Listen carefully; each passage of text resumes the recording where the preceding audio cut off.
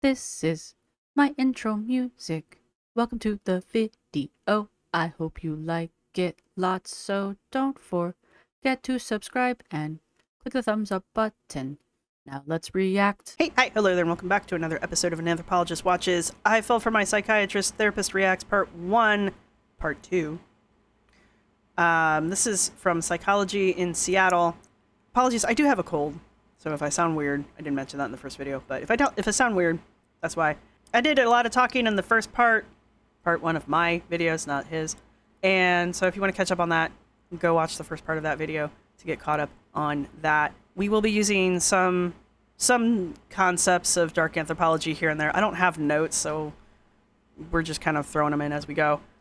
Mostly, I want to hear him talk about the therapy and therapist side of the story, because we don't have that account. We only have her account. And so that's kind of why I'm really interested in what he has to input here. Yep. Use that right. And also, I'm really enjoying his body language. This is with you guys. So I'm really enjoying that part, and that's what we're going off of here. And I don't know. I'm enjoying this. Again, as I said in the first couple videos of these now, her perception of what is happening is her reality, right? I think, personally, I'll eat these words later, I think she believes her story, right? This is her reality, and that's why she's defensive about it and why she's agitated about it. Now, we're only on part 9 of her TikTok story so far, so I'm sure I haven't watched the whole damn thing yet, and he's got 4 parts of these. I would like to go over all 4 parts of his video. I would like to not have 19 million parts of my own, right? So we're gonna probably cut his reaction up into chunks, just because it's not all necessary for my reaction, but there will be links to his stuff in the description down below.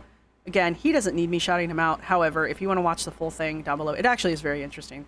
And he is very, if you haven't watched him, he's kind of cool. He did mention at the beginning of this video that he specializes in this kind of a thing with therapists and therapists falling in love with their patients and patients falling in love with therapists. That's like his thing. So this is kind of his wheelhouse here, which is very fascinating.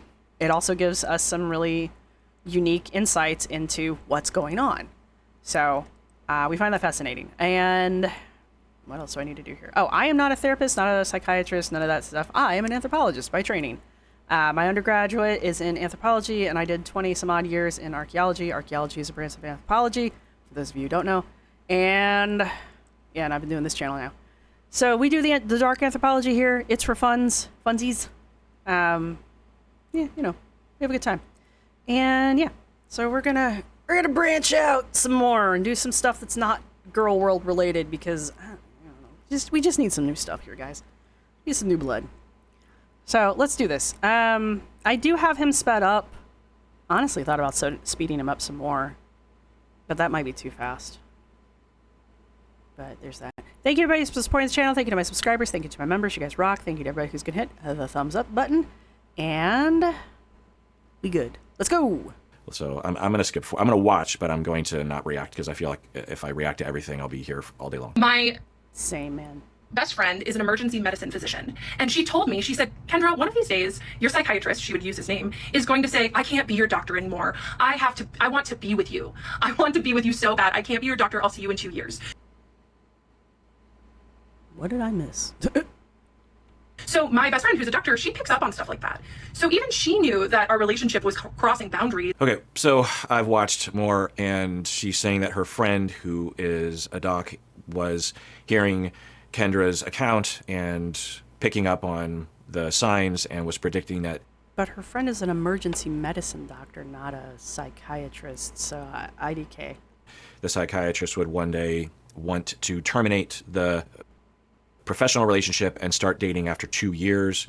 Every profession has a different guideline regarding how long after termination you can engage in a romantic relationship with a former client. I don't know the psychiatry guidelines, but Maybe it's 2 years, who knows? So unless the friend who is a ER doc was hearing a completely different set of data, then I don't know why that doc would come to that conclusion based on what I've heard so far. And getting weird, but that was like, that became my dream, was for my psychiatrist, I almost use his name, to do that. And I told him about Brianna saying that, my best friend, who's the emergency medical doc. I told him that she would tell me that, and he just would be silent. He didn't disagree, but he didn't agree, you know. And What do you want him to say? Like, I don't know. I'm trying to fudge around with my volume, so apologies if it sounds kind of wonky. That's on me. Anyway.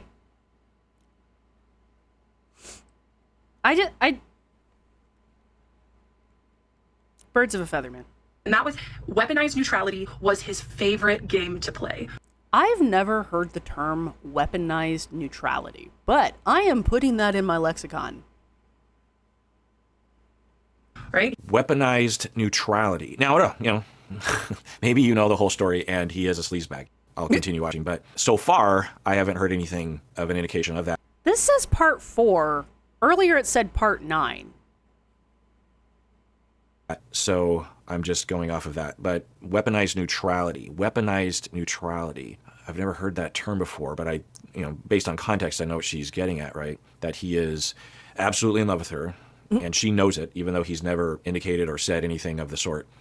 And that when she says she's in love with him, that he weaponizes his neutrality. He doesn't say one way or the other. He doesn't condemn it, but he doesn't encourage it. He doesn't reciprocate it. He's neutral. And there's a lot of different approaches to therapy in general and to clients who fall in love with their therapists. I found this to be really interesting when he was talking about I was listening to this while I was working out at the gym. I found this section, I think this is the section, to be very interesting, honestly.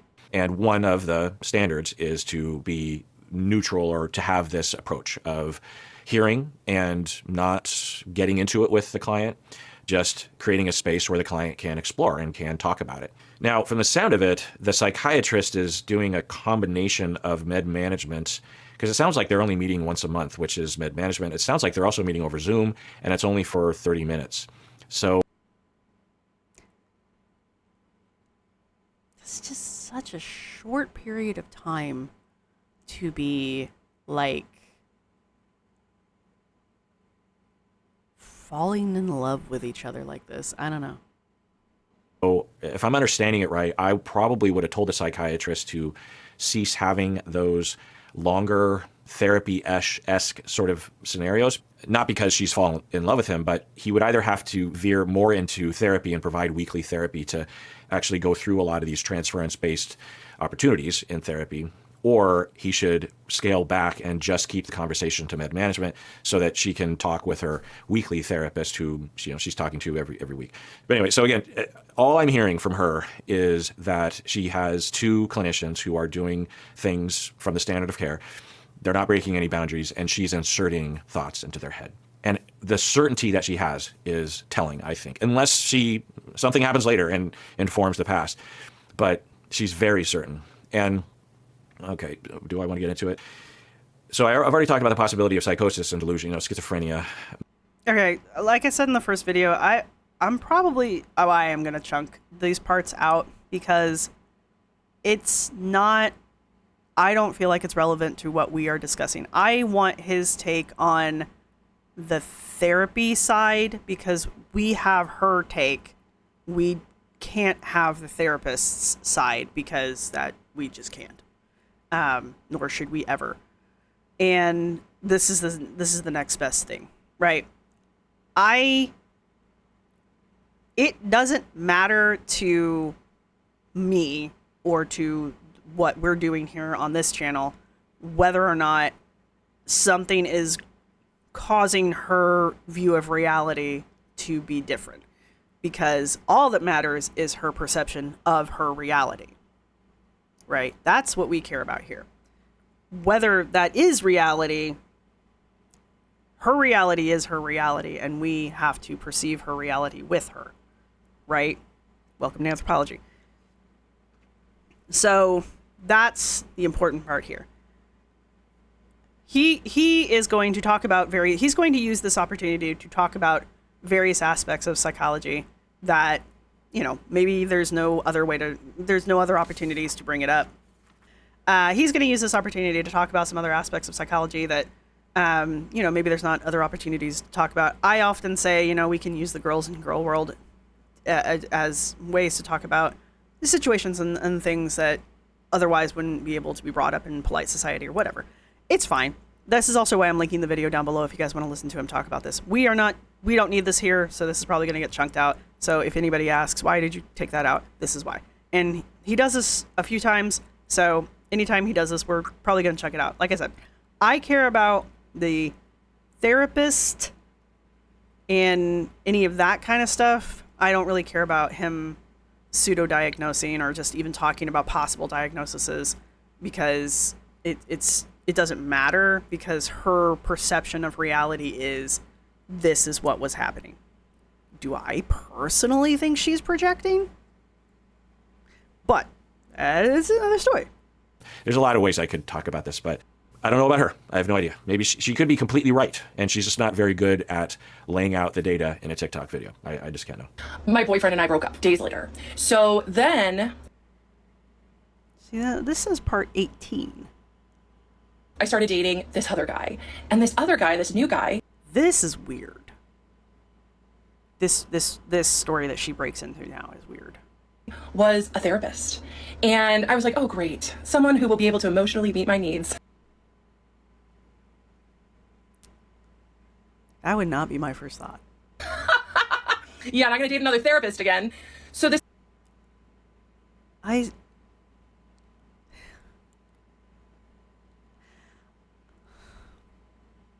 Stepping away from anthropology for a minute. That says a lot, lady. That really just said a lot right there. Like, you dated a dude who's a therapist specifically so that he could meet your emotional needs. Okay. All right. Back over here. Back over here. This therapist and I, we went for coffee. It was nice. Our second date was a hike. And I will give him credit for being able to keep a straight face through that whole thing, because I was like... And on this hike, right, this therapist starts telling me about how he has a crush on one of his clients. And that's weird. Yeah, exactly. This. And I thought to myself, okay, this is... Okay. Well, that's a coincidence that isn't helping her, right? Right. And yeah, okay. So therapists do at times develop a crush or an attraction, or what we call in the literature erotic countertransferential feelings towards their clients at times. Some therapists are more prone to it than others. I will say, not as a brag, but I don't experience this hardly at all. I'm just in a completely different mode, and I was raised pretty well, so I have always been able to engineer my life, generally speaking, to meet my needs, generally speaking, so that they don't sneak out towards my clients, because that's almost always the case. When a therapist, one, develops a more intense feeling towards a client or acts on it, it's almost always a case that their personal life is falling apart. Now, I will say that there's nothing strange or interesting to know or pathological about a therapist. I guess that should be like your first question whenever you're seeing a therapist is, hey doc, how's your personal life? Okay, good to know. Noting that they have a client who is attractive, or having a little fleeting thought of, oh, I wonder if we had met in different circumstances. But the problem is that if the therapist doesn't get supervision or consultation or therapy, or they don't do a lot of personal work, then it's at risk of growing. And one of the factors that contributes to it growing is stigma. When we stigmatize it in therapists, when we say it's weird for therapists to have a crush on a client, then we drive it underground, and that's when it can grow. So I am passionate about putting it out there that it's normal, it's okay. Come to me or someone, the people that I work with, my supervisees, my students, come to me right away with it. Don't be ashamed, even if it's a small thing, especially with students, get used to airing it out, because almost all the time that takes away 90% of it, and there's exploration, there are techniques, there are things to get around it, because it can get in the way, and it can lead to horrible things. So I just found that whole conversation really interesting, honestly. Like this little glimpse into the back end of therapy training, I just find very interesting. I mean, it's human nature to develop crushes on people, even if you're with someone. Like, monogamy is a myth. Yes, it is. So, you know, for you to believe that you're going to go through life and never develop a crush on another, you know, attractive human is funny. But for him to say, you know, destigmatizing the fact that you as a therapist may or may not develop a crush on one of your clients is a good thing. But to have like a support system in place for when that does happen, because like it will happen.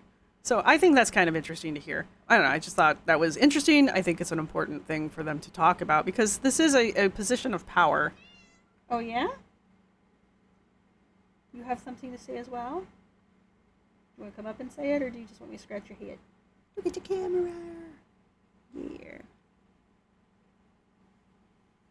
No? Those are your no feet? Is it cat scratching break time? Yes, I think it's important. Anyway, I've been distracted by Cat. I'm going to let him finish talking.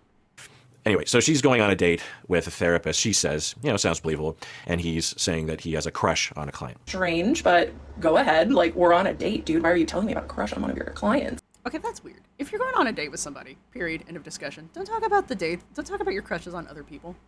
That's weird. Don't do that. Okay, it's not weird. It's rude. You're on a date with somebody else. Don't talk about the other people you have crushes on. You're not there to talk about the other people. You're there to talk about the person that you're there on the date with. All right? Yes, madam.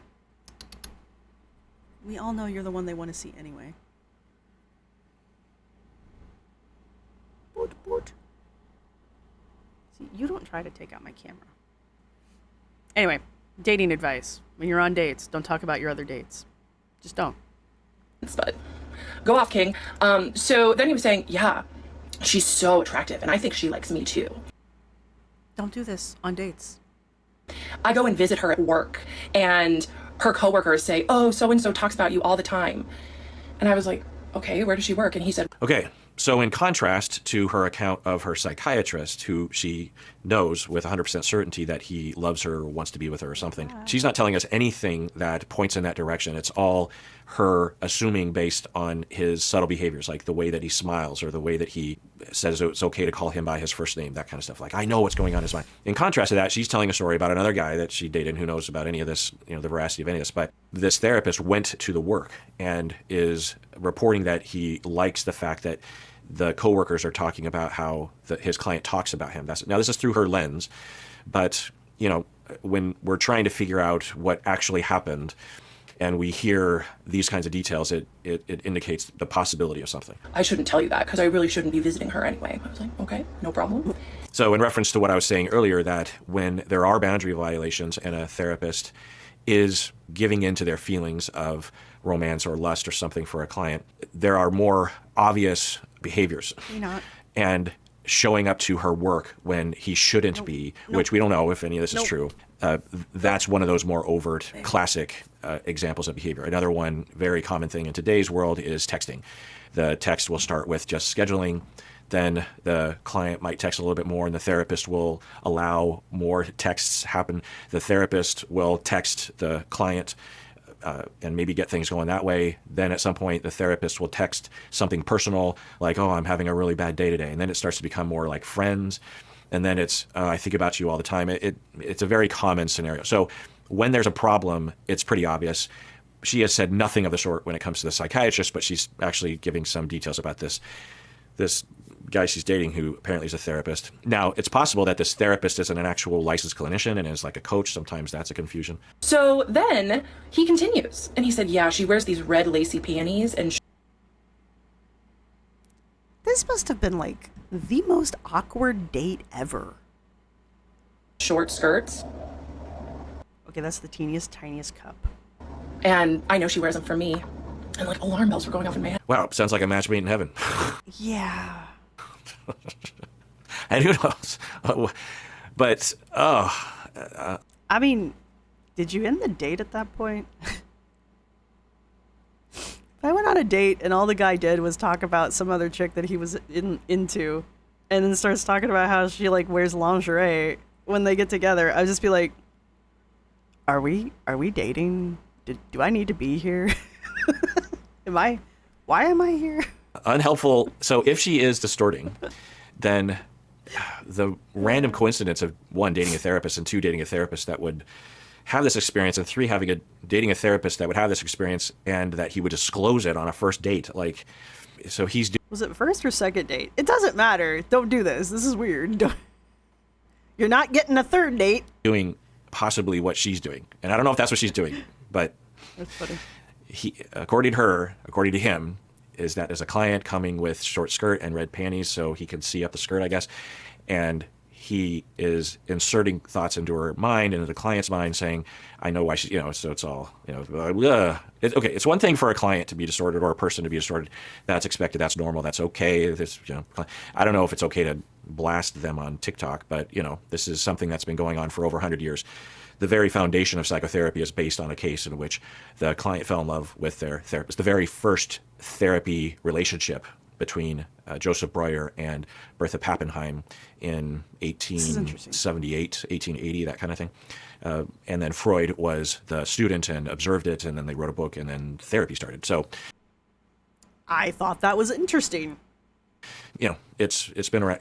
Clients falling in love with the therapist is common. But when therapists have these, it just really, again, it's okay to have the feeling. It's okay to have attraction or to have a crush. It's another thing to go with it and to act like your office is like a date, or that Tinder and your office become one thing. I mean, it's disgusting, really, frankly, and just a huge violation of trust, not only with the client, but with the public. When therapists do this kind of shit, it just drives me up the fucking wall. I mean, keep it in your pants.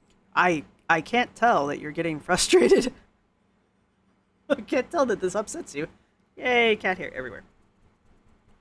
Cat hair is cat love. Mind you, I had no idea that my psychiatrist had similar feelings towards me at this point. But I just thought, wow, this man is borderline predatory. And he said, yeah, and, she just is so attractive that I have to smash her mate before every session because I just have to get that energy out of me. I love that he had to think that one through. And I was like, Masturbate? Why not just say masturbate? Because it's TikTok and it's YouTube and they hate words. They hate words. That's why. We can't use adult speak on adult platforms because adults might hear words and that might upset someone somewhere. I don't understand. Can we just say the fucking word?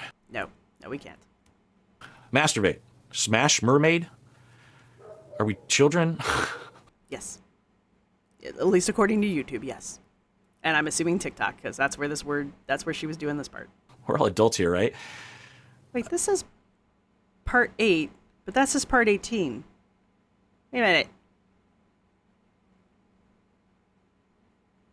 These numbers aren't lining up. But anyway, so what the fuck?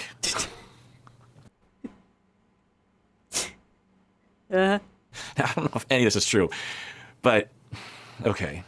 If I had a supervisee who told me this, All right, look, I'm just gonna summarize this part for you because I want to move on. But basically, he goes on to say that if knocking one out before going to see one of your clients helps you stay focused as a therapist, then you do you, man. But we don't need to hear about it. Basically, that's what he says. So, which again, knock yourself out, man. I don't need to hear about it. All right, I want to move forward on this one. but what a twist that she would go on a date and that would be more ammunition for her to say, I know that my psychiatrist, he also is beating off before session. I know what's in his mind. okay. And yeah, he just felt Oh yeah, we're keeping that part in. compelled to tell me, and I did not understand why. Now I do. So he told me about how he's a predator, right? There's a part here where she starts to lose me with her nonverbals. Another predator in the mental health industry. Shocker. Well, predator, I guess we need to define what that means. And she's not a clinician, so There's a freeze frame for you. she doesn't have to follow the nomenclature of my profession, but predator? That's a word that gets thrown around a lot, and she's actually already called her psychiatrist a predator. Yeah, she has. Now, maybe he is, and maybe we'll hear some more. Anyway, I'm just going to say, you could say things about this guy that she wanted to date with. Predator, I don't know if we could say that. You know, predator is someone who predates, someone who is criminally harming and is wanting to harm, you know, sexual sadist or rapist, that kind of thing. And we haven't heard anything like that. So then, in my next therapy appointment, after finding out that he was lying to me about seeing patients in person, I told her that. I told my 75-year-old PhD therapist. Does it matter that she's got a PhD? That my psychiatrist wasn't lied to me about seeing people in person. And she looked at me and she said, well, it's probably because he knows that there will be a lot of sexual tension in the room if you go in person. So make sure that you understand that when you go. Okay, so to catch you up, she learns that he is doing therapy from the office over Zoom, even though he could do it from home. She read into that. I don't know what she read into. She says, oh, I know what he meant by that, and I don't even know what she would be inserting there. Sometimes I can kind of tell, but I didn't know what she was doing there. Look how... Okay. Keep in mind, she just got done talking about how her 75-year-old PhD therapist told her that the reason why her psychiatrist doesn't want to see her in person is because he's afraid that there will be too much sexual tension in the room. Just look at her face right now. She's just got done saying that, and that's just like the cat who drank all the cream. So smug. Okay. It's just her language around that is very... Her nonverbals around this is very smug and very self-assured. Yeah, it's just very, like, confident. And it goes back to what he was saying, where she's inserting thoughts into people's minds. Not, like, literally, but, like, she's inserting what she thinks they think into the conversations and into their minds. And she just assumes she is correct without any verification. And that's how her body language is coming off through a lot of these stories that she tells. And it makes me uncomfortable when I watch it, because there's been nothing to verify this level of aha, got you smugness. Like, okay, let's pretend like your 75-year-old PhD therapist did say that.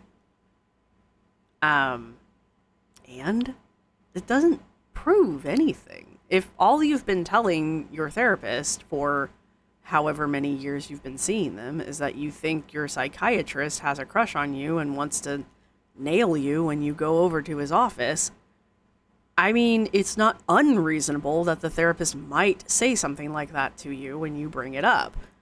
Because, again, all your therapist is hearing is your side of the story.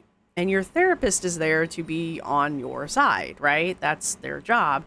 I mean, don't get me wrong, they're going to challenge you on things, which I kind of think maybe they should have. But again, we're only hearing her side of this. Again, she could be making this up. We don't know, right? But it's just her nonverbal language around these stories when she tells them is just very off-putting. And it doesn't necessarily mean that she's being insincere. I think she is sincere. I think she really does believe this is occurring. But it's just the amount of certainty that she has around it is very off-putting. I think it was that, well, she's actually, I've watched a lot, and she keeps reiterating how professional he is and how boundaried he is, how good he is with boundaries, and how he's not replying to her emails, how he's not replying to her texts, how he won't meet with her more often, how he doesn't talk about things that are inappropriate, which is interesting. And to her, that's evidence, even more evidence that he's in love with her. You know, it's conspiracy-minded thinking. You know, it's like, well, you know, when this politician does this thing, we really know what's going on. And the fact that they're actually going against it, they're trying to throw everyone off the trail. You know. And he brings up a really good point here with the conspiracy-minded thinking, where she has, with her own words, continuously pointed out that he is setting boundaries and that he is enforcing those boundaries and that he doesn't want to see her more frequently and that he doesn't want to have communication with her outside of their office hours or their regular scheduled meetings. Like, he is trying to keep boundaries with her, especially after she has stated she tells him she finds him attractive. And so he is maintaining boundaries that one would assume a professional would keep given the situation. She's reading into that as he wants me so badly. He's pushing me away because he wants me so badly. I blame modern romance stories. You know, she's doing that. It's not an uncommon way of thinking. Not even modern romance stories. Thinking it's usually because the person has a need to believe it. That's my assumption here. But I can't know. Actually, I shouldn't assume anything. I have no idea.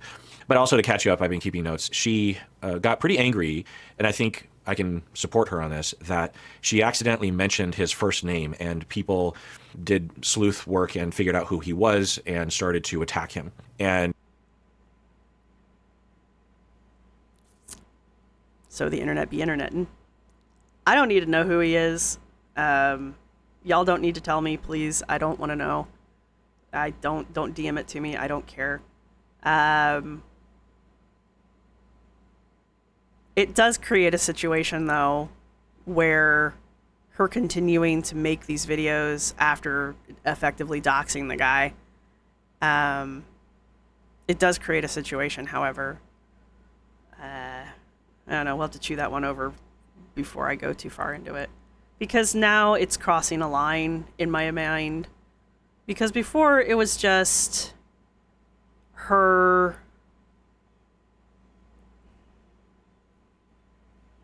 Before it was just her being like a victim on the internet, right?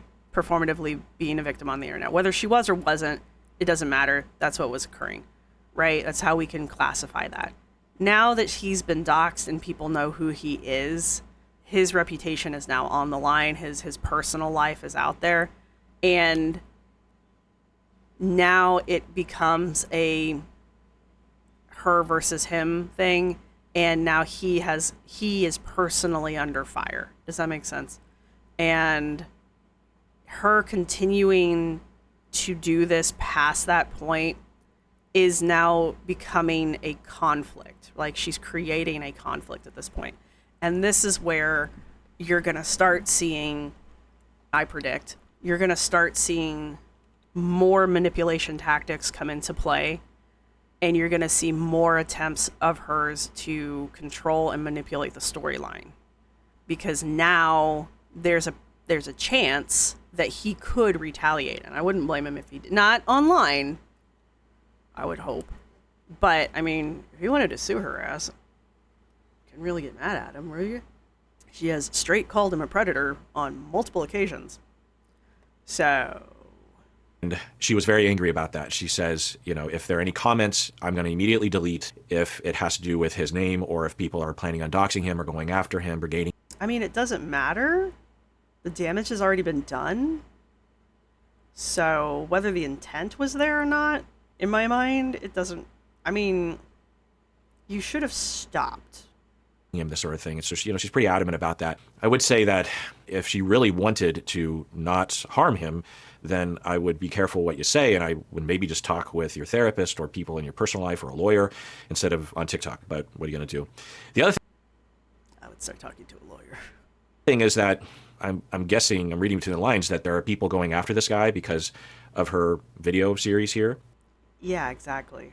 Like, this is what I'm talking about. And that's a whole other angle to this. You know, if she went on TikTok and talked about this and people watched and they just went on with their day, then that would be one thing, and I'm sure that's what most people did. But there's a percentage of people out there that are going to personalize this and get triggered or something and will take it upon themselves to be vigilantes. Instead of calling the authorities, which are there, they will take matters into their own hands, believe one person's account, which I have to say it's hard to take what she's saying as evidence that he was secretly in love. And even if he was secretly in love with her, he's doing all the right things. He has all the professional boundaries and ethics, and she's even saying that. So why? Yeah, and that's the other problem with this. Like, we talk about dark anthropology over here, and when we're talking about that, we talk about manipulation and the influencer influencing, right? And that influence is manipulation, right? And I say this a lot. Video is inherently manipulative because you only see this. This is what you see, right? You see this woman's face right there. You see this. That's what you can see. But that's kind of the point. Like, she has control of the narrative up to this point, right? She's been controlling the narrative. She's been creating the narrative. There has been no way for this guy to, well, I assume even know she's talking about him up to this point. But she has had control of the narrative up to this point. She's been crafting the narrative up to this point. She's been receiving feedback from the audience at this point. She's been creating that parasocial relationship with the audience. You know, she's been creating that.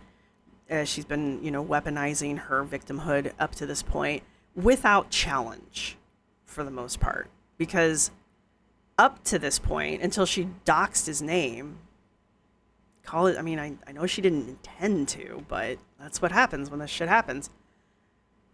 She could have been talking about anybody, right? There was nothing leading back to him definitively. Could there have been some internet sleuth that could have traced this down? Yes, probably. The internet be internet, right? But as soon as she doxed his name, even though it was just his first name, that she should have just stopped. She should have stopped. She should have taken these down. And that at least would have shown a good faith attempt to damage control, right? She didn't. From my understanding, because this is part 10 and there's like 22 parts. So from here on out, this changes everything, in my opinion. And all of the tactics that we talk about with all of the dark anthropology topics that we talk about up to this point, the principles and stuff like that. Originally, she was just using them just as kind of like an audience building. And probably these have been very well watched on her YouTube channel, right? So her TikTok channel. And so this was probably generating a lot of interaction for her. And I mean, she was probably enjoying seeing her videos go viral. She's on TikTok. Why wouldn't she? So like he says, she's building an audience. She's becoming a larger influencer. She is seeing reaction to her videos at this point. But it has been without challenge other than people saying, oh, well, how can you prove that? Right? And there have been people asking her to name him, and she has ignored it up to this point. But as soon as she effed up, she should have done a good faith wipe if that was really her intention. But I know there's more videos after this. And I know that she says, if you say anything, I'll delete it and all of that. But you can't scour the internet for that, right? And this is going to be places. These videos are all over the damn place. Let me tell you about that. So the damage is done. And now she's going to have to go on the defensive if she's going to continue to make these videos. Not only from him, but from people who are going to be trying to defend him, people who are going to be trying to defend her from him, people who are on defending her against people defending him, and people are defending her or defending him against people who are defending her against him. There's a lot of moving parts that just suddenly went into play because of this, right? And it's going to create a new dynamic for her in these videos, which makes it more interesting for us. But it also kind of points out, like, the dangers of this kind of stuff. Like, don't go on the internet ranting and bad-mouthing people like this, because it's going to get back to them eventually. And the internet's forever. If this dude decides, I don't know who he is, I don't want to know who he is, please don't send me his information. If this dude decides that he's going to sue her for defamation, Got a pretty solid case. I would assume, because he's got her videos here, and all he has to do is prove that he lost business because of her. And I mean, here you go. There's your defamation. And he's a therapist. I'm gonna guess he's got better lawyers than her. And there have been cases that have been going forward recently of people going after social media personalities, influencers, and social media platforms for these kind of things. And eventually we're going to start seeing these cases come to fruition. And it's going to be really interesting because some of these cases are actually going to be coming out in favor of the people suing, which is going to start setting precedents. And that's really going to be interesting. So I'm just putting it out there. It's going to get interesting. It's going to be interesting for a lot of people, including myself. So just, FYI about this stuff. Why would you go after him, But we haven't even heard an indication that he actually does have feelings for her. But anyway, so she was very adamant about that, which is good. She also was apparently getting a lot of therapists who were commenting on her video on TikTok saying that there was something wrong with her. I don't remember everything that she was saying, but that she was making it up, that she was either delusional or that she was distorted or something. And she got very angry about that. She was basically, she was accusing these other clinicians for defending a predator. She keeps using that word about him. Here's the other thing about the internet. I mean, you can get in somebody's comment section and say, I'm XYZ. Sure. I'm probably going to take you at your word because I don't have the time or the energy to go track down and make sure if you are or you're not. But, I'm also going to take it with a grain of salt, And so, yeah, maybe she was getting actual clinicians in her comment section diagnosing her with stuff. First off, I think that's incredibly unprofessional, which would make me question them as being actual clinicians in the first place. I wouldn't fault her for being upset about getting public comments about that kind of thing. I guess DMs might be different, but even then, I still think that's kind of weird, and I still think that's kind of unprofessional. And maybe he is. That's my personal opinion. I'm not a therapist. I'm not a psychiatrist. Maybe that detail will come out later, but not so far. She also mentioned that she would record sessions as a way, at first, I think, to be able to listen back and have some sort of pleasure. I don't know what she says, I was recording it for my own needs or something. And now, after she doesn't like him anymore, she has those recordings to defend herself or something. She talks about how I don't think it's unusual for people to record sessions, so that's not that strange. She discloses to me how she has feelings for him and how he never shuts it down, which I will again say that that's one of the approaches. There's various different approaches to having a client that has feelings for you, one of which is to just not shut it down, to listen. That's what they want to talk about. That's what they need to work out. There's a lot of justification to having a client just work it out in session with an attuned person that is listening and caring and not exploiting, a safe place. It sounds like that's what he's doing. But according to her, he should have referred her or he should have shut down the conversation. And you'll find some clinicians that will say that, and they don't know what they're talking about. Now, could he have referred her out? Sure, there's justification for that. Could he have said, I don't think this is really the best use of your time? Yeah, that's another option. But to claim that him listening is, one, unethical, and two, an indication that he's getting off on it, which is what she's clearly saying, is quite a stretch. It's possible. We can't know, but there's no evidence of that. She also mentioned she's a life coach, which I hadn't known until now. Okay. She also mentioned that a lot of people, I like how he's really reining that one in, related to her. A lot of people were DMing or commenting saying, oh my God, that happened to me or something like that. And they were supporting her. And yeah, there's not enough support and information out there about therapists who do harm their clients. Years and years ago, that's what I was saying earlier, is this does happen. There are people who have suffered from this. I'm not saying she didn't. I'm personally questioning it. However, I keep going back to, this is her perceived reality. Whether it did or didn't in reality happen, she perceives this as being her reality. And so she's going to react to it, whether it did or didn't happen. She is reacting to it as if it did, because in her reality, it did happen. he did do these things, at least in her perception, right?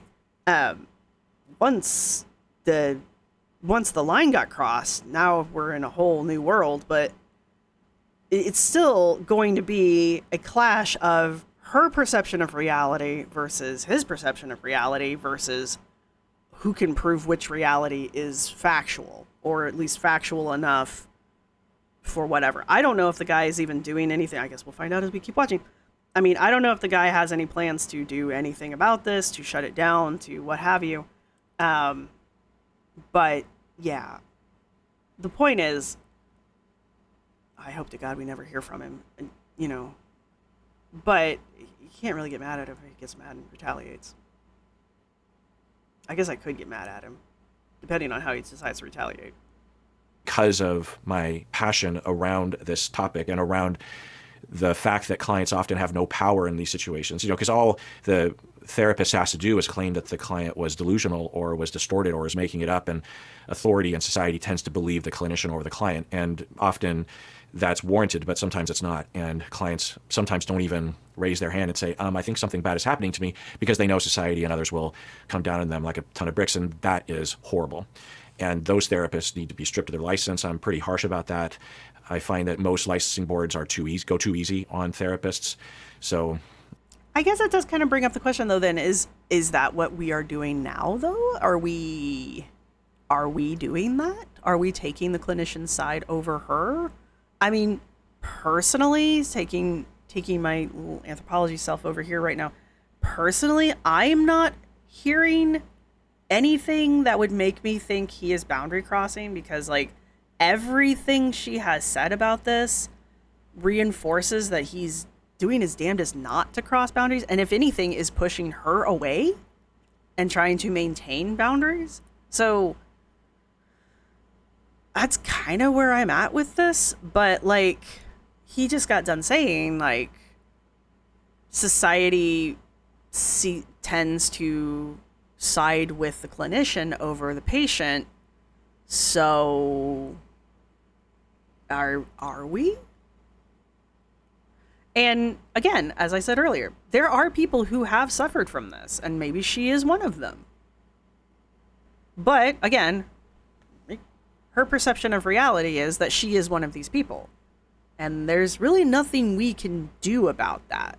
Like, there's nothing we can really change about her perception.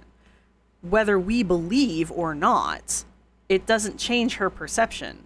So we have to treat this as if, well, we have to go forward with this understanding that this is her perception of reality. It's not a great situation, but there are measures in place, and there are things that licensing boards can do and do, which is important to acknowledge. But anyway, so sounds like there are a lot of people that are watching the series that might have been through legitimate harm from a therapist of one way or another, or they're... I think I'm going to skip some of this just because uncomfortable topic. And you better believe I showed up to the next session and said you lied to me because you were afraid of the tension that would be there. Oh, right. So the whole thing she's talking about right here is that she finds out that he is doing in-person sessions, and she was under the impression that he was only doing sessions over Zoom. And she was upset because she wanted to do in-person sessions. And then let's watch some more about this. He just didn't say anything. 2024, I make my first in-person appointment with my psychiatrist. Oh, and she also talked about how she went to her therapist and said, my psychiatrist lied to me about in-person. Now, I would say that she could legitimately claim that he did lie. It does maybe sound, lie is a specific word, but, could apply here that he probably was thinking, who knows what was going through his mind, but it would be justified for him to say, for some of my clients, in-person sessions are safe and with some not. Either because the client will misinterpret it, or the client might do something in person with me that I don't feel personally safe by, which I could absolutely have, imagine a psychiatrist having that feeling with her. Who knows? But how do you navigate that ethically, right? You can't just deceive your client, one particular client that you're not doing in person. You should approach it head on and say, I do offer in-person sessions, but I don't think it's what's best for you. And let's talk about that. I'm not denying you something. I'm not doing this to hurt you. I don't think it'll help you.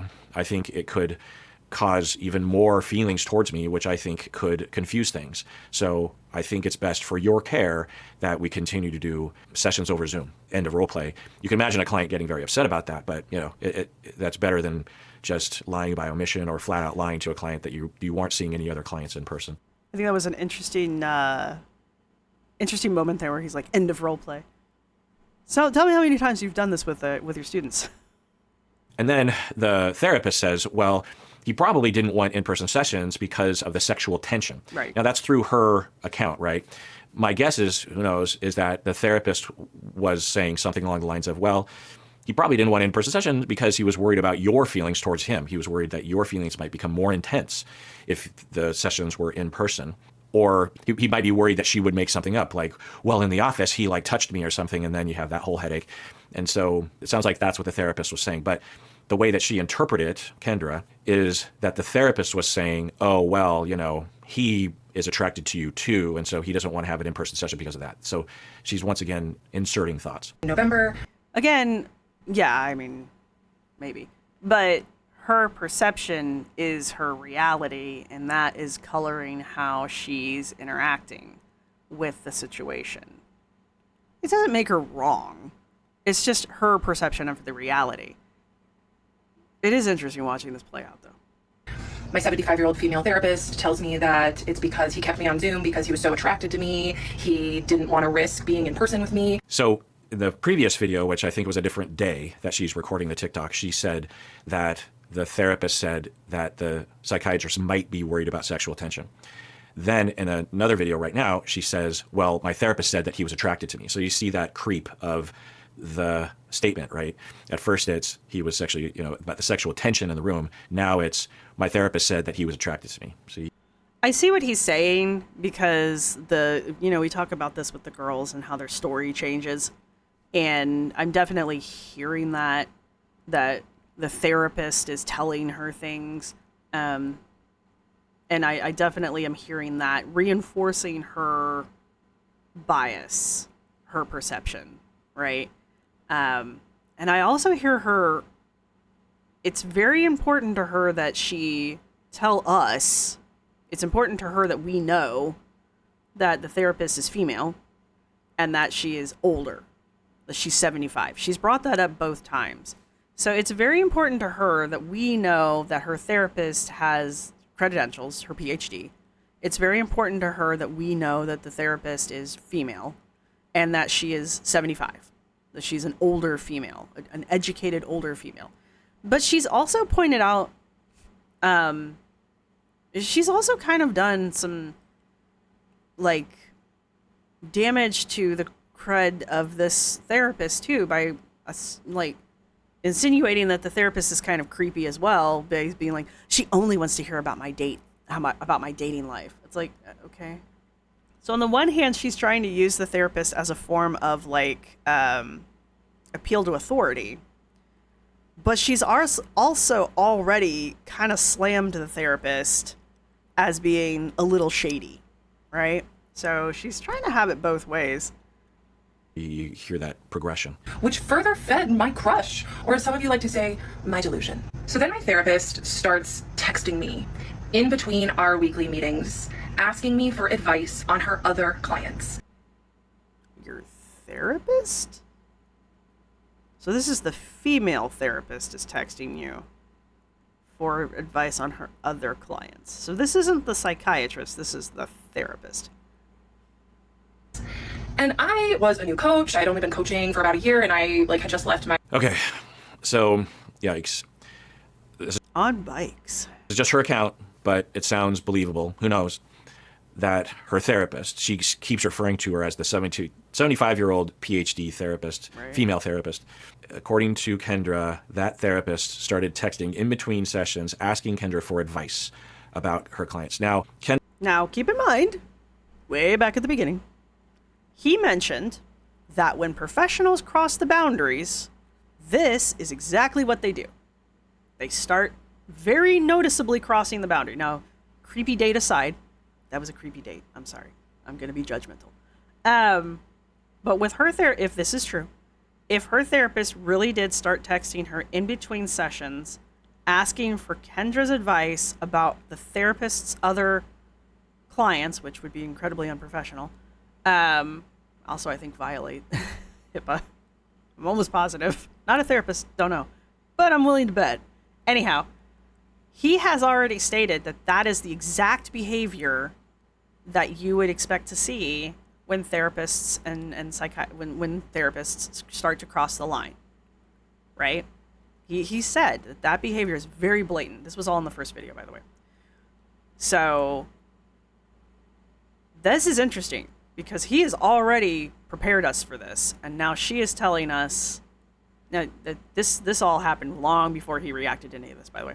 So she is now telling us the exact behavior that he predicted or that he has outlined would be the boundary crossing. But this is coming from her female therapist, her 75-year-old PhD female therapist, not the psychiatrist. Psychiatrist has got, this dude's done nothing, guys. I'm sorry. But anyway, back to reality, back to Kendra's reality. That's where we're at. We're in Kendra's reality right now. Kendra claims that she's an ADHD coach of some sort, so maybe it was ADHD expertise. I still don't see the therapist going to a client to ask for that. That the therapist was asking about. It's not a slam dunk indication of an ethical violation. It could have even been designed as a way to be therapeutic. The therapist could say, well, I was trying to boost her self-esteem. I was trying to give her agency. I was trying to show that I respected her expertise. I could have gotten it, because that's the whole thing that you always want to ask if you're analyzing these situations is, if the therapist needed expertise on a topic, are there other options other than texting your clients? Yes. Are there other experts in that field? Yeah. So there would have to be viable therapeutic justification for doing that. Whenever you approach those boundaries, you have to be able to justify it, right? And that one would be hard to justify. Unless the therapist said, no, I did ask other people and got it, but I thought it'd be a good opportunity to kind of work on this one goal that I was working on with Kendra, which was for her to feel like she has agency, like she's smart, like she knows what she's doing. And so I also asked her, but I didn't really use that advice. But from the sound of it, it doesn't sound like that. But who knows? So excited for I was going to say that. I'd give that side eye. I would side eye the hell out of that. What do the kids say? Bombastic side eye. When we meet him, I'd been his patient for 3 years at this point, and he had been feeding the dynamic for 3 years. And I was just thrilled to meet him. And I ran up and I gave him the biggest hug. You need to back that one up, sorry. I also asked her, but I didn't really use that advice. But from the sound of it, it doesn't sound like that. But who knows? So excited to finally meet him. I'd been his patient for 3 years at this point, and he had been feeding the dynamic for 3 years. And I was just thrilled to meet him. And I ran up and I gave him the biggest hug. And you know what he did? He barely patted me on the back. It was the most awkward thing ever. But I am so glad that he did that. I am really glad. Because this is what I mean. My psychiatrist was many things, but he was not stupid. So I didn't ever touch him again. Okay. I keep looking for data, and this is another data point that is the same as all the others in the theme that she violates. I mean, it's not violate. She reaches out as a client, and he is professional about it, but she reads into it. So we're hearing that again. Again, her perception of reality is very different than my take, I guess is how I want to phrase that.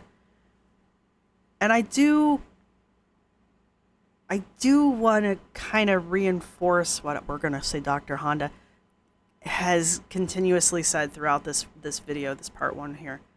And I think it's something that Kendra has been called out for in her comments multiple times throughout, because we're on part 11 at this point of her videos, is that every time she tells us something about her psychiatrist, we hear her pushing boundaries. She ran up to him and gave him the biggest hug ever. And he barely pats her on the back. More than anything, he's probably like, yeah. She begs him for more, for weekly sessions, and he doesn't want to do it. She is contacting him in between sessions, and he ignores that. She's the one who's pushing the boundaries, and he is the one who is reinforcing them. That's what we keep hearing from her. And she's the one interpreting that as oh, he's in love with me. And she's the one that's interpreting it as he's using that as a way to feed off of me as a predator. She calls him that. And it's strange to me to hear that, because that is not the behavior, even without him reinforcing that for me.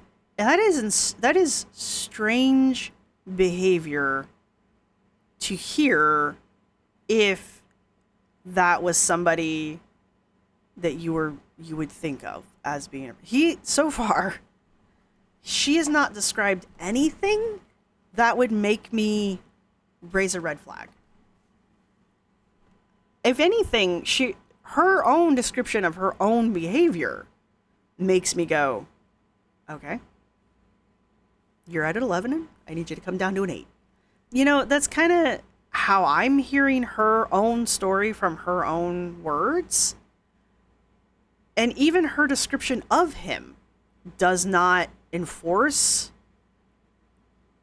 to me what she's seeing.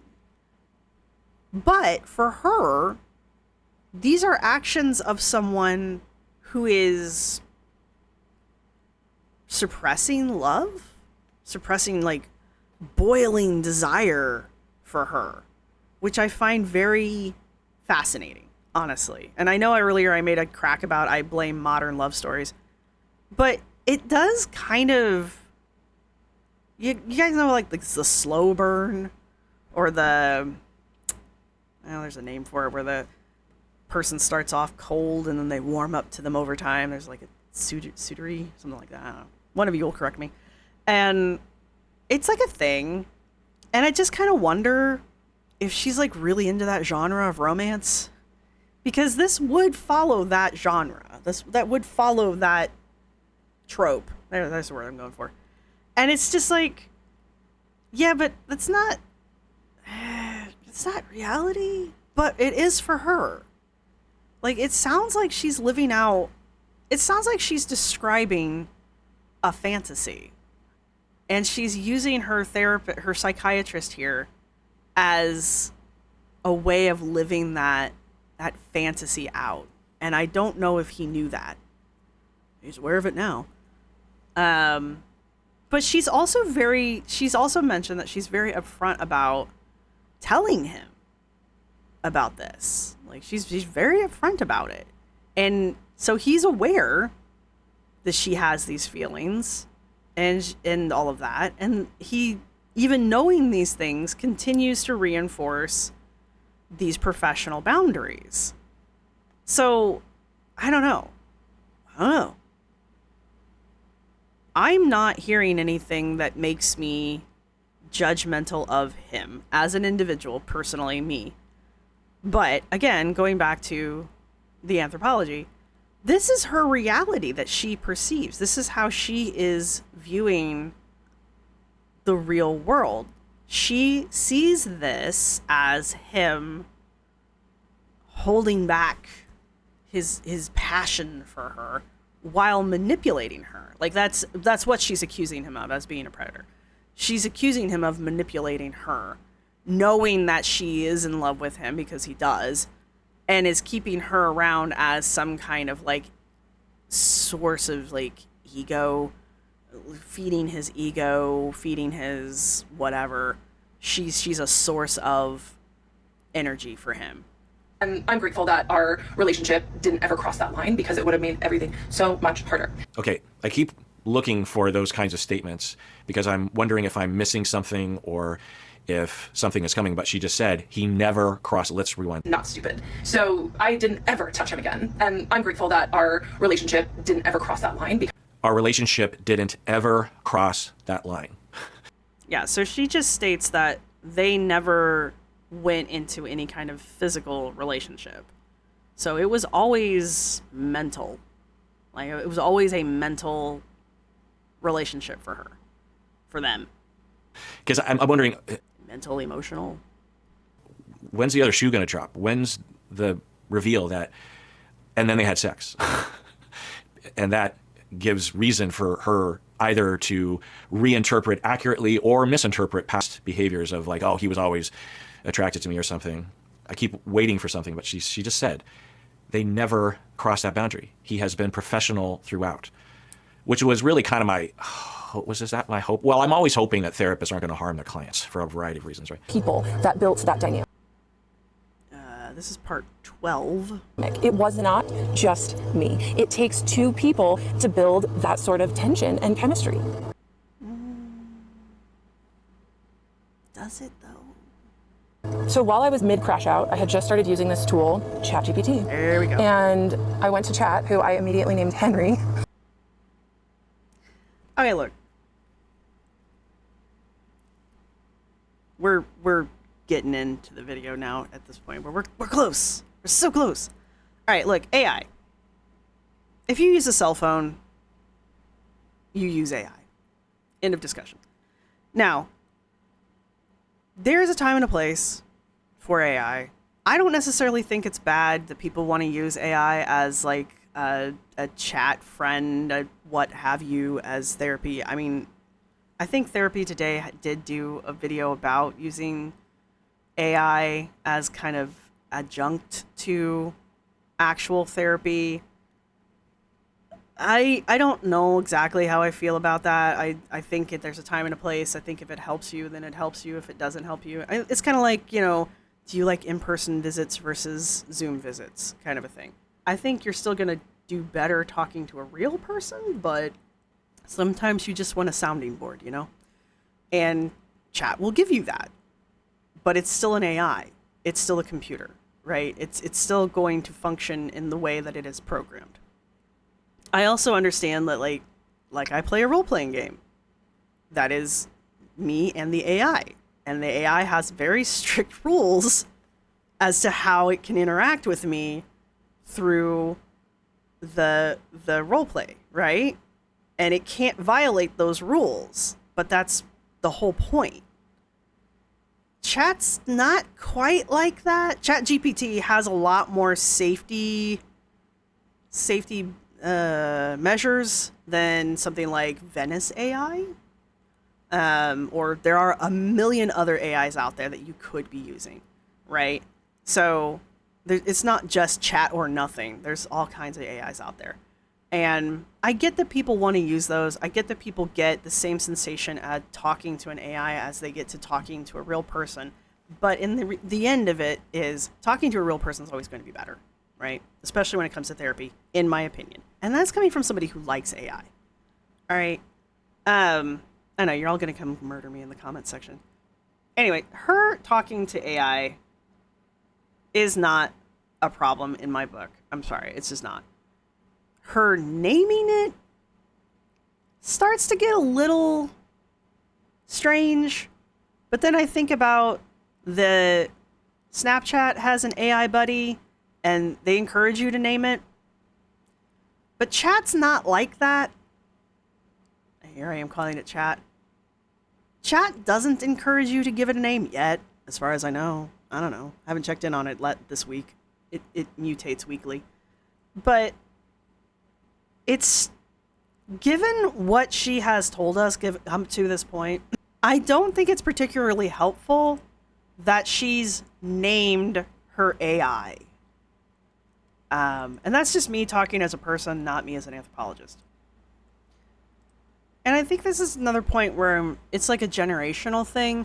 Like, it is kind of fascinating to me how fast this generation has just like latched on to AI. I would expect that to be like a Gen Alpha thing, honestly. But she's like, what? Is she? She's not a millennial. She's what? Gen Z? What came after millennials? That was Gen Y. Yeah, Gen Z. Like, I wouldn't expect it from Gen Z, but apparently they were just like, nom onto the AI. But, you know, I don't know. I just thought that. I just think their adaptation of, like, chat like AI is just that adaptation. Their adaptation, whatever. Their use of that has been so quick that there's like there's like videos about like AI brain, which I actually think I'm going to start reacting to, honestly. Anyway, speaking of AI brain, I think I just had a brain fart. I want to get this video done here. We're going to talk about, was she name it Henry? I think she said. It's a good name. Henry's a good name. And I would just talk to Henry about how obsessed I was with this I named my stand mixer Henry once. man with my Well, now is... I can see why people were interested in this and wanted me to talk about. Okay. I wonder what his stance, I need to dig through his videos. I wonder what his stance on AI assisted therapy is. So, AI, there's a lot that can be said, and there are some good usages today of AI when it comes to mental health and being an adjunct to professional help. Like if I had a client who, in between sessions, used ChatGPT or another AI bot to help with a very narrow thing, and I was actually monitoring it, maybe even I had access to the logs or something like that, then, sometimes that can be responsible or safe. But we need so much more research. We need so much more regulations around this because it's not confidential. Everything you type into AI is saved, or can be, from what I understand, and can be used. It's like you're on Facebook, right? ChatGPT, especially part of your TOS for even using it, is basically, yes, you can use my data. Is it anonymous? Ish. I mean, yes, but it's still. It's really. There's a really funny short, and I don't know if I'll ever be able to find it again, but it was somebody who was like, you should never use ChatGPT as your therapist because somewhere down the road, if you're venting about, it was something to the effect of, if you're venting about how awful your ex was, somewhere down the road, somebody's going to ask for a writing scene about that, and it's going to tell them about how awful your ex was. And then there was like a comment underneath it. It was like, I'm okay with the world knowing about how shitty my ex was. And I was just like, that's pretty damn funny, actually. But it's kind of the point. Like, chat and other AIs learn from what you, the user, are doing with it on top of other ways. But part of you being able to use that AI is you agreeing to that. So if you're using an AI, you've agreed to that. That's just the way it works. Otherwise, you wouldn't be able to use the AI. Now, if you're not reading that TOS, that's on you. But it is there. So if that's coming as a surprise to you, I don't know what to tell you. It's, ChatGPT isn't your personal little thing. It's a server. It's a company. It's a for-profit business. So I'm not one of those therapists that says that AI is this evil thing that can never be used responsibly. The thing is that it's just a huge question mark at this point. And I'm not one of those fear mongers, but I'm also not one of those people that is like rah AI, because that's stupid. We're in the beginning. And when it comes to therapy, things move very slowly. It probably won't be for another 15, 20 years before we have professional guidelines about how to use AI and therapy together. It just takes a lot of time because you got to research it. You've got to gather the data. You've got to test it. It takes a long time. It's, similar to a new medication rollout or something. It takes a long time. So we just don't know. And I think that's a fair answer.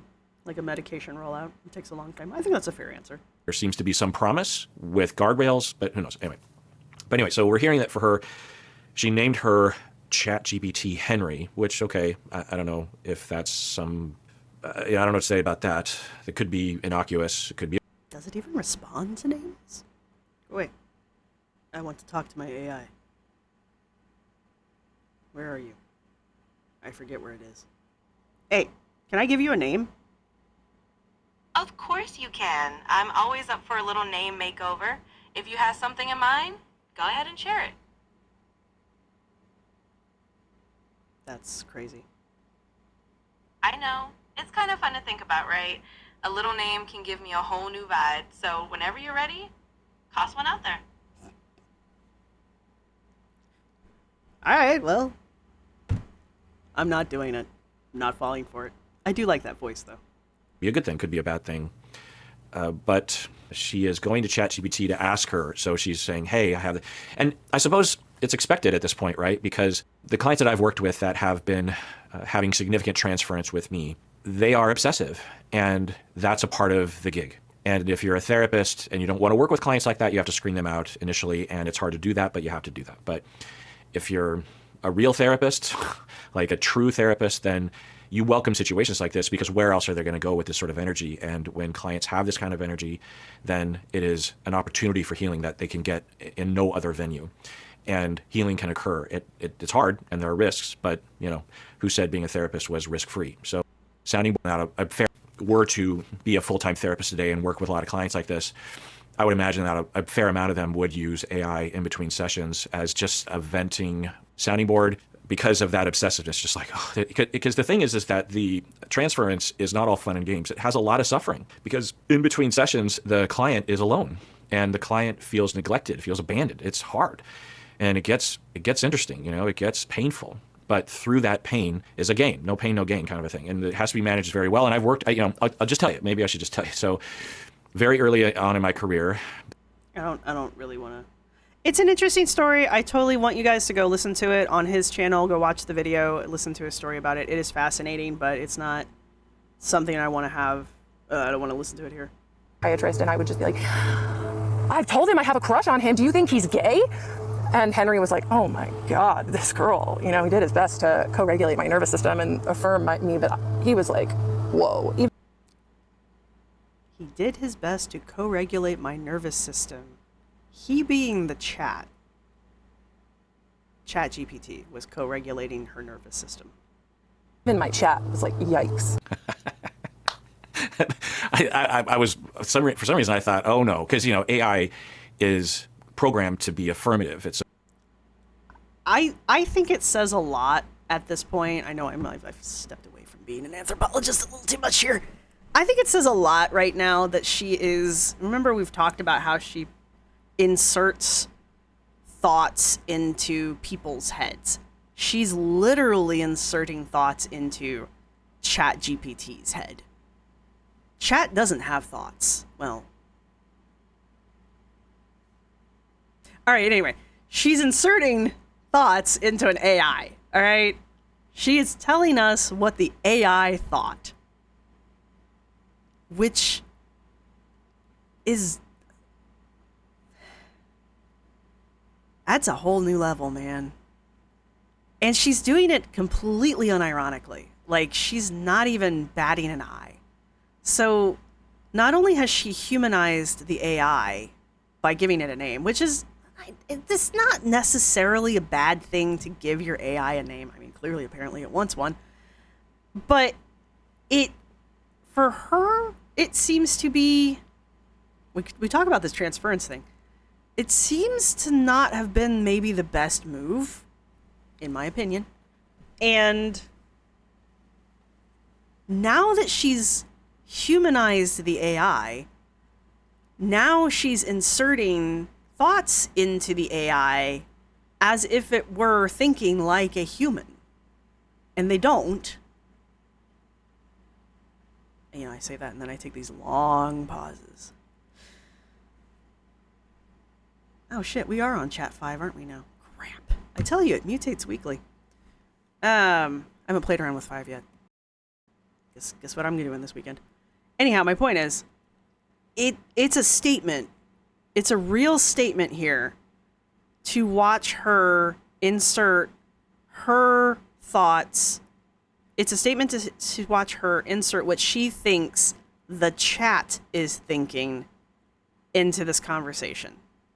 Because I guarantee you that is not what the chat is thinking. Because it doesn't think like that. That's just not how it works.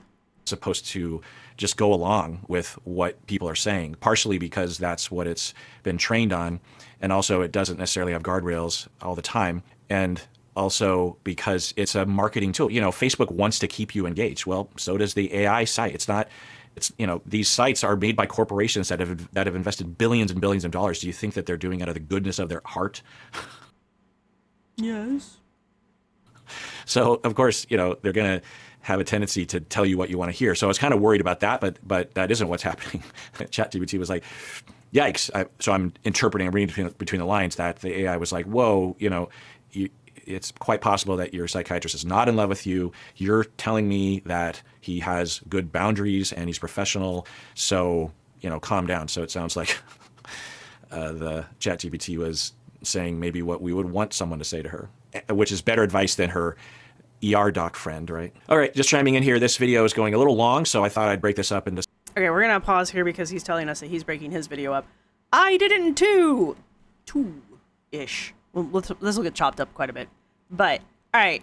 So if you've made it this far in the video, go ahead and put a number 5, Johnny 5, down in the comment section, because we're on chat 5 now. It saves your conversation, so you can go back and relive it if you want. Anyway, let me know what you guys think down below. Not necessarily about the chat thing. Of course, that is kind of fascinating. That whole section just kind of rewrote my brain a little bit. Let me know what you guys think going into this so far. I have derailed myself with the whole chat thing, and I apologize for that, but like I just kind of went off into left field. But this has been really fascinating to me, hearing his side of the things. And like I said, I'm more interested in what he's saying as the clinician, as the therapist's side, because again, we can't hear the therapist's actual side. And yeah, even though he's been doxed at this point, I don't want to hear his side because that, again, the violations there, I don't even want to think about. I had strong opinions about her continuing this series after he's been doxed. I stand by those opinions. We're going to keep watching these because she keeps making them. And that kind of thing. So I said those parts where I said it. As with all of these videos, if you guys want to comment on things, just leave a timestamp because I will forget by the time you guys comment what the hell I was talking about. So that seems to be working out really well, and I really appreciate it when you guys do that. And I am quickly losing my ability to think, and I apologize for that. So go ahead and leave your emoji. Is going to be a 5. Thank you to everybody who's been supporting this channel. Thank you to my subscribers. Thank you to my members. You guys rock. Thank you to everybody who's going to hit the thumbs up button. And we're going to keep going on this series. Like I said, he's got 4 of these. I'm going to try to not break them up too much. And like I said, we'll chunk out parts that I don't necessarily think are things that are necessary for this channel. But they will all of his videos will be linked in the description down below. And that's all I really got for you guys. So I will see everybody in the next video. This Bye! is my outro music. You can't copyright strike me because it's just me singing. This is my outro music. Thank you for watching. See you next time.